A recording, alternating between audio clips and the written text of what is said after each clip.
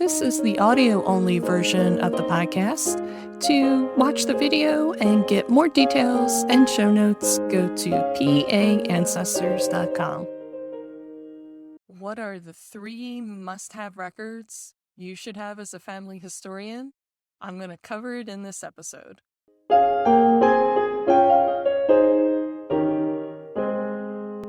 Hello, Pennsylvania friends. My name's Denise Allen. I'm a genealogy researcher and history enthusiast. I'm here living in Pennsylvania, helping people discover their Pennsylvania ancestors. This season of the podcast is all about vital records. So these are the most basic records that people want to get on their family members, and I'm going to show you how to get them. In this video, I'm talking about the 3 main vital records that you're going to want to get on your ancestors. That means death certificates, birth certificates, and marriage licenses. Now, when doing family history, a lot of family historians, genealogists, like to work backwards in a person's life, meaning that they start with their death and then they go to their birth, rather than try to start with their birth and then go to their death. One of the reasons is that the records that we have on deaths are much more available in Pennsylvania as compared to birth records. And let's talk about those death records first. The death certificates in Pennsylvania started in 1906, and these are the certificates that we're familiar with today that the state issues when an individual dies. For a more recent death, you might have seen this for a family member. It comes with a raised seal on the document, and it's very official looking. It looks something like this. Here in Pennsylvania, we're very lucky that the Department of Health sends death certificates for public access to the Pennsylvania State Archives after a 50-year period. So what this means for us in 2022 is that we can access publicly any death certificate that was issued before 1971. Isn't that fantastic? So right now, those have been digitized on Ancestry. You can see them in full color, which is wonderful because they're digitized from the original certificate directly into a digital file. And if you're a Pennsylvania resident, you can access Ancestry for free and get free access particularly to Pennsylvania records on Ancestry. Not all of Ancestry, sorry. But those death certificates are searchable, so you can type in the name of your ancestors into the search box, and the certificate should come up. In a future video, I'll show you another way that you can search for those death certificates. If you're having a hard time finding them, I know I have, and I'll show you an example in that video. Now, the question always comes up, well, what if I want a death certificate for someone after 1971? Well, you can request those directly from the Department of Health. There is a fee involved with those because they're going to send you a certified death certificate. So they're going to send you one with a raised seal, and there's a fee. I think it's about $20 right now per certificate, and it does take 6 to 8 weeks to get those. Once you have that death certificate, you're going to want to go after those birth certificates. Now, unfortunately, these are not as available publicly as death certificates.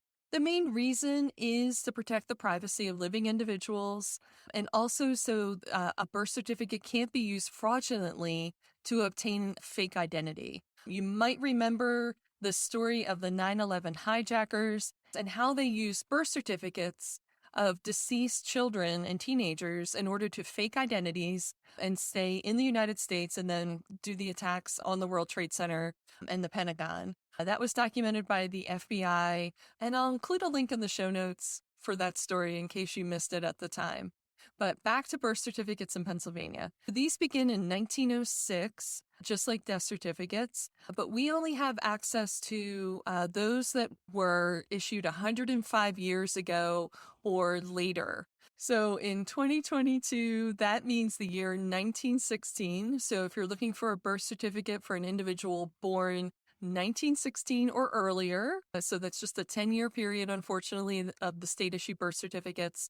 Birth certificates, like death certificates, begin at the Department of Health, and then they are transferred to the Pennsylvania State Archives after that 105-year period. The Pennsylvania State Archives does not have access to those birth or death certificates while the Department of Health has them. They're literally sitting in two different places. You can also find those on Ancestry, digitized in full color, and again, for free for Pennsylvania residents with the special access in the link in the show notes. So you can check those out. In a future episode, I am going to go over one of my favorite records related to birth certificates that a lot of people don't know about. And also, I'll be covering records that were done at the county level that could help you for ancestors born before 1906. Now, the third and final vital record that you're going to want to get for your ancestors in Pennsylvania is a little bit harder to get than the first two I mentioned, the birth certificates and the death certificates. This is because this item is marriage licenses. And marriage licenses, if you're married, you went to a county courthouse in some state in the United States, if you got married in the United States, and obtained your marriage license. These are universally issued at county courthouses. They're also issued at embassies and some other, interesting locations. I haven't heard of one on the space station yet, but I'm sure there'll be a time. These marriage licenses, because they're issued at the county level, they're maintained at the county level and stay there. You will not find marriage license documents in Harrisburg at all. You're not going to find them in the Department of Health. You're not going to find them in some marriage department, and you're not going to find them at the Pennsylvania State Archives. So do not contact anyone in Harrisburg for any of these documents. They are county issued documents. They stay at the county level.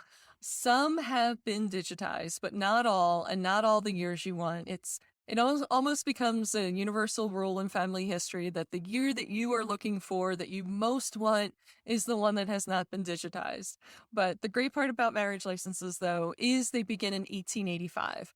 So they are our oldest consistent vital record in the state of Pennsylvania because they are essentially unchanged from 1885 all the way to the present day.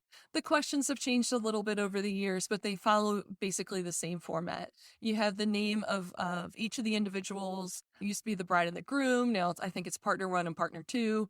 And then you have their current residence for each of those, their age, their birth date, where they were born, their parents' names and where they were born.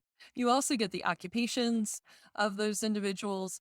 And then if you follow the trail of the marriage license to the duplicate license, which is returned to the courthouse once the marriage is performed, you'll also get the name of the person who conducted the ceremony. The really interesting thing about marriage licenses, unlike birth certificates and death certificates, is marriage licenses are public information from the minute they're created. So a lot of people find this unusual, but if you wanted to, you could walk down to your county courthouse or drive and get a list of everyone who applied for a marriage license today or yesterday or last week or last year.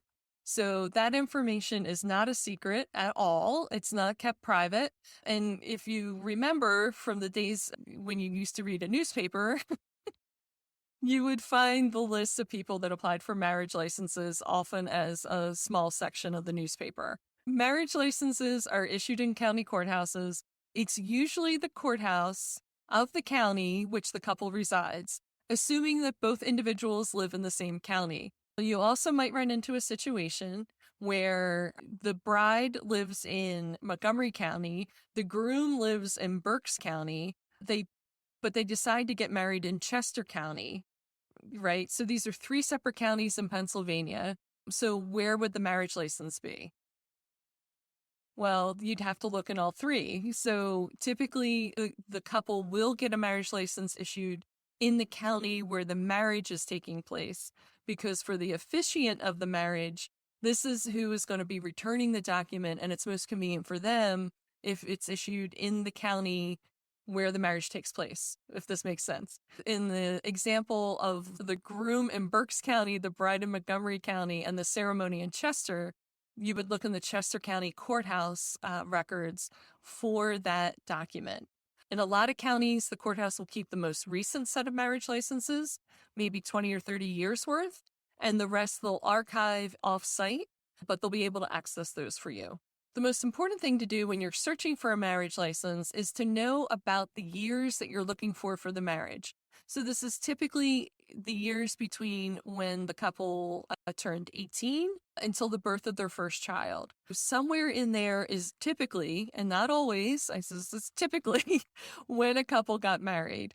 The two online places to find marriage licenses are, of course, Ancestry.com and Family Search. Ancestry often has the indexes to the marriage licenses and not as many original documents. And Family Search will have a lot of the original documents, but all of them might not be indexed, meaning you can't type in the search field and just instantly find it. If you go in knowing the county that you want to search or counties, and then the years, you can then match it up with what's in these two websites and figure out which one you want to search. But you can also do it the old-fashioned way and go directly to the county courthouse itself. In a future episode, I'll cover divorce records because they're technically not a vital record, although they are vital to understanding our ancestors and their relationships. That is a little bit about how to find each of the three main vital records for your ancestors: the death certificates, the birth certificates, and the marriage licenses from either 1885 or 1906, depending on the document. And if you're interested in learning more about these documents and getting more of my tips, I have a weekly newsletter. You can sign up for that at welcome, welcome.paancestors.com. You'll also get a free research guide that I put together with some basic research tips on how to get through these digitized records, because it's a little bit tricky sometimes between spellings of names and where things are located. Be sure to hit that subscribe button so the next episodes will be automatically downloaded for you and you don't miss them. You can listen to them in one big blanket sweep while you're sitting at the beach this summer or traveling to visit family. This is Denise Allen, and I wish you many discoveries about your Pennsylvania ancestors.